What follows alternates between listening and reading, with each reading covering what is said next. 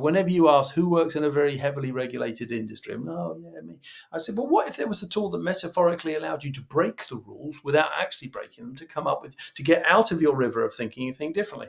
I call it What If. It was created by Walt Disney for the film Fantasia. He wanted to pump mist and heat into the theatre, but the theatre owner said, no, what, too expensive. That's not the way we do it here. We tried that last year. That won't hit our KPIs.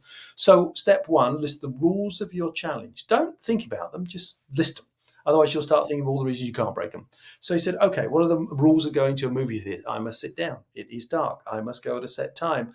I must pay to get in. I can't control the environment in which people experience my product. So he listed the rules. Step one, list the rules. Step two, pick one. And he chose the environment and asked the most audacious, provocative, outrageous what if statement. The more outrageous, the further out of your river of thinking you'll jump. And he said, well, what if I could control the environment? Well, you can't control the environment. Well, you don't own the theatres. Besides, it wasn't provocative enough. He said, all right, if I can't control the environment, what if I take my movies out of the theatre? Well, don't be stupid, Walt. They're two-dimensional. They'll fall over. People won't be able to see them.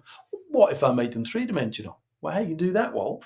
Well, what if I just dress people in costume? I could have pirates and princesses and cowboys. Yeah, but Walt, you can't have Cinderella standing next to Jack Sparrow. People are immersed in her story.